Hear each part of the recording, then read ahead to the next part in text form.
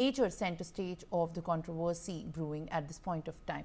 Now we are shifting our focus to the developments that we are tracking in Amethi, where 4 of a family, including a primary school teacher, his wife and their 2 children, were shot dead by some unidentified assailants who barged into their house in a crowded residential locality in Amethi district of Uttar Pradesh.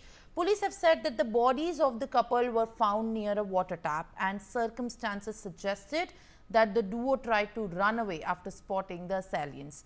Now, the initial police investigation has hinted at personal enmity as the reason for the crime to have taken place, taking the serious cognizance in which the entire crime has been committed. Chief Minister Yogi Adityanath has issued stricter directives to take the strictest of the action against those who are involved in the ghastly killings. Let's in fact listen in to the Amethi SP Anup Kumar, who was at the crime spot. देखिए, थाना सिवरतनगंज के अहरवा भवानी में एक घर में पति पत्नी और उनके 2 बच्चे रहते थे। ये सूचना मिली कि कोई अज्ञात व्यक्ति आकर के उनको ऊपर गोली से फायर किया। सूचना पर पुलिस पहुंची, उनको अस्पताल के लिए भेजा गया, जहां पर डॉक्टरों ने उनको सभी चारों को मृत घोषित कर दिया है। जब हम सभी लोग आए तो यहाँ पर ये देखा गया, पूरी छानबीन की गई, तो इसमें किसी भी प्रकार की लूटपाट या इस तरह की घटना कारित करने का न तो कोई प्रयास किया गया है, न ही इस प्रकार की कोई घटना हुई है। अभी तक जो प्रथम दृष्टया ये पता चल रहा है कि करीब 18 अगस्त के आसपास इन्होंने एक मुकदमा एक चंदन वर्मा के खिलाफ रायबरेली कोतवाली में लिखवाया था, SC ST और छेड़छाड़ की घटनाओं में। हम लोग अभी उस बिंदु पे भी ये देख रहे हैं कि क्या उस वजह से क्या इस घटना उस FIR के उस मुकदमेबाजी का इस घटना से कोई ताल्लुक है या कोई संबंध है। Meanwhile, viewers, my colleague has filed an exclusive ground report on this very incident. Let's take a close look. कल देर शाम अमेठी में हुई 4 लोगों को नृशंस हत्या के मामले में कहीं न कहीं देखा जाए तो रात भर जो पुलिस है, जो आला अफसर है, वो पड़ताल की और डेड बॉडी जो है वो PM हाउस पहुंची है। PM हाउस में अभी जस्ट इसका 3 पैनल बनाकर जो है PM कराया गया है और कहीं न कहीं आप देख रहे हैं तस्वीरों में ये सब वाहन है, इसी पर जो है मतलब डेड बॉडी रखी जा रही है और कहीं न कहीं अब से कुछ देर बाद ही ये सब वाहन इस डेड बॉडी को लेकर गदागंज रायबरेली पहुंचेगा। और तस्वीरों में साथ देंगे सहयोगी थोड़ा सा दिखाएं, कहीं न कहीं कड़ी सुरक्षा के बीच ये जो वाहन है और उस पर जो है जो चारों डेड बॉडी है वो रखी जा रही है।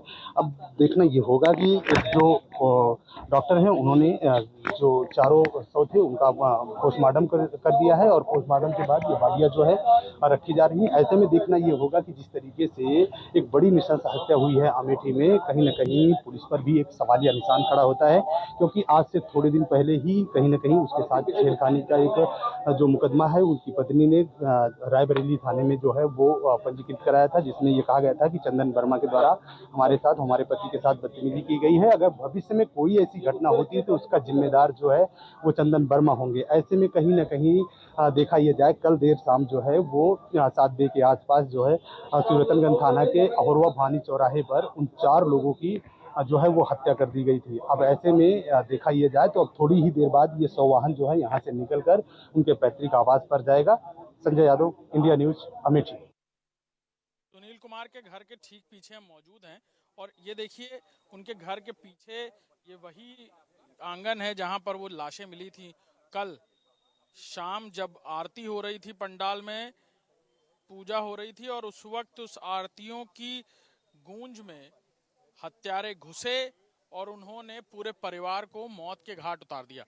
लेकिन हर हत्यारा अपने पीछे निशान छोड़ जाता है और ये देखिए ये निशान है, ये ठीक पीछे छत है स्टेट बैंक ऑफ इंडिया की और ये पूरा जो तस्वीरें हैं हम इसी छत से आपको दिखाने की कोशिश कर रहे हैं।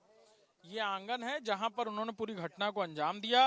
अफरा तफरी का माहौल था, उन्हें तुरंत घटना को अंजाम देकर यहां से निकलना था, लिहाजा यहाँ पर कुछ मैगजीन्स जो हैं वो यानी एक मैगजीन और एक जिंदा कारतूस यहीं छूटी और फिर इस बाथरूम की छत से होते हुए ये लोग इस छत पर आए, स्टेट बैंक की छत पर, और यहीं पर वो जो खून के निशान हैं इसीलिए अभी तक मौजूद हैं कि इसी जगह से होते हुए ठीक यहाँ पर उनके पैरों के निशान हैं।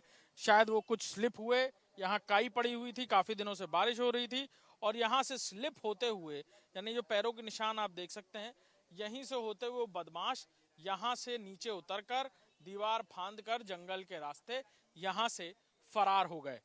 ये फिलहाल जानकारी मिल रही है और ऐसा अनुमान लगाया जा रहा है क्योंकि किसी ने बाहर निकलते हुए किसी को नहीं देखा और घर के अंदर घटना को अंजाम देने के बाद ये सभी बदमाश इस खून के निशान और इन पैरों के निशानों से ये बिल्कुल अंदाजा लगाया जा रहा है और पुलिस भी इसी एंगल पर काम कर रही है कि फरार होने के लिए सबसे मुफीद जगह उन्हें यही लगी और यहाँ से निकलकर ये बदमाश, ये हत्यारे फरार हो गए। कैमरामैन अमर के साथ Abhishek Singh, India News, Amethi. All right, viewers, shifting our focus to another important breaking that we are tracking.